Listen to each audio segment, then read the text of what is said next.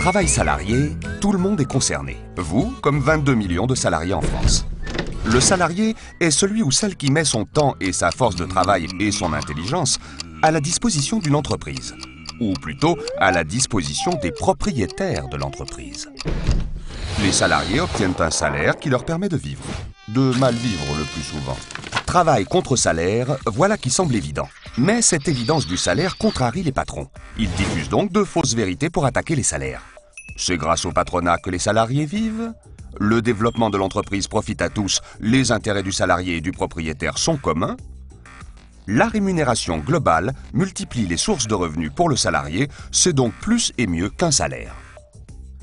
Et vous y croyez à ces affirmations? Un peu, beaucoup? Ok, voyons ensemble. Les patrons feraient vivre les salariés? En voilà une absurdité. Prenons le cas d'EDF. Pendant 60 ans, pas de propriétaire privé, ni de profit à réaliser, ni de rémunération d'actionnaires.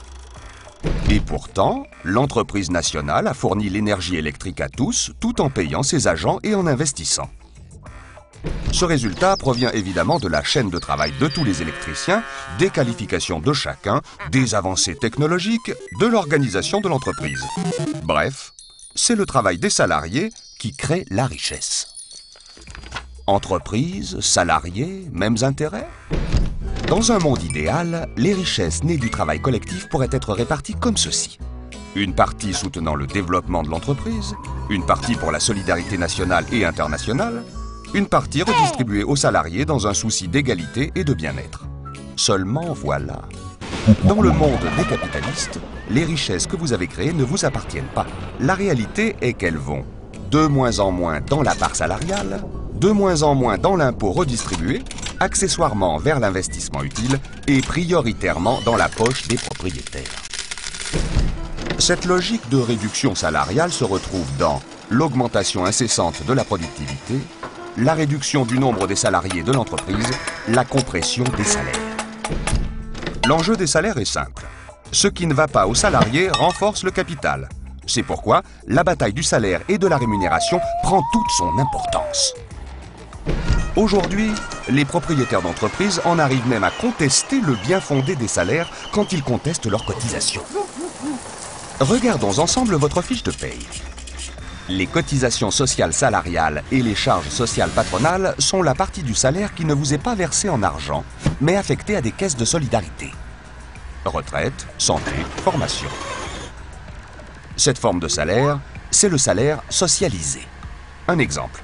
Quand le patronat réduit sa contribution aux caisses de sécurité sociale, il abaisse à la fois votre salaire et votre niveau de protection sociale, mais il casse aussi la dimension solidaire du travail et se décharge de sa dette sociale sur la collectivité. Ce n'est pas tout. Un capitaliste, ça reste imaginatif quand il s'agit de réduire les salaires. Voici sa nouvelle formule magique, la rémunération globale. La rémunération globale mieux qu'un salaire? Vrai? Faux?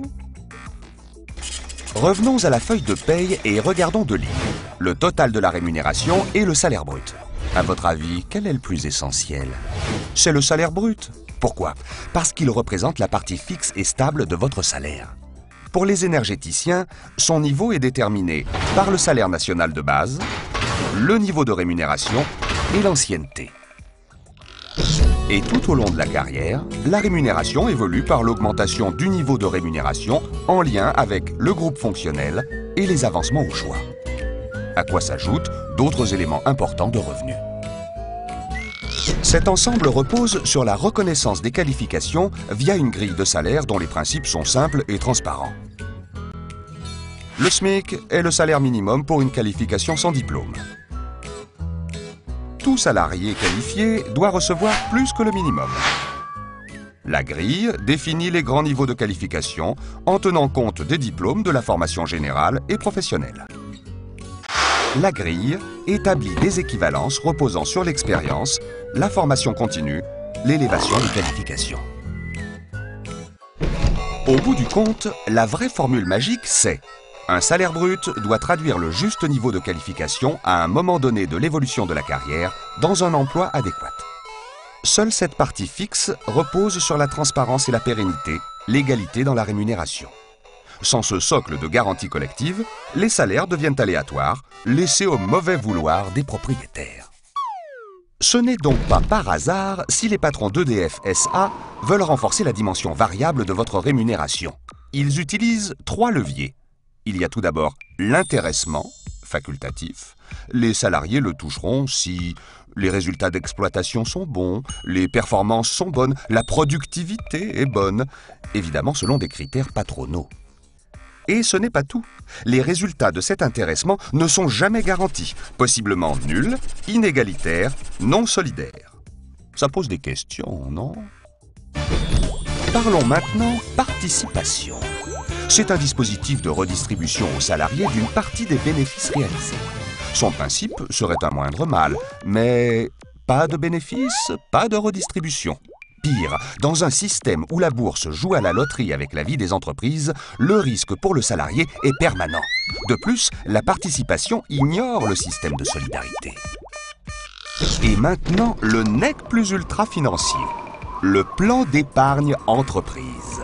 Le salarié, soutenu par l'entreprise, constitue avec une partie de ses revenus un portefeuille de valeurs mobilières. Autant dire qu'il laisse le soin à la bourse de décider de l'avenir de ses revenus. Au fait, savez-vous qu'à EDF, la part du salaire variable a grimpé en flèche pour atteindre 25% de vos rémunérations en 2009 ? Et savez-vous aussi qu'il y a 25 ans, on partait à la retraite avec 75% de son revenu, maintenant avec 50%. Savez-vous encore que depuis 10 ans, le cumul des gains de productivité représente pour EDF un pactole de 2,5 fois son chiffre d'affaires, mais que les salariés n'en ont touché qu'un petit pourcent en intéressement et que le pouvoir du salaire national de base a perdu, lui, 10%.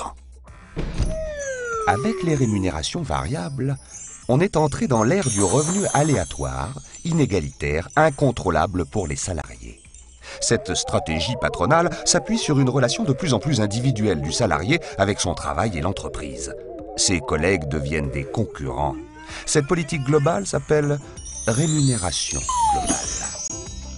Ne pensez-vous pas que la bataille du salaire qui assure des revenus décents, la santé et la retraite ne mérite pas d'être impérativement menée, solidairement, collectivement? Passe à ta voisine, passe à ton voisin.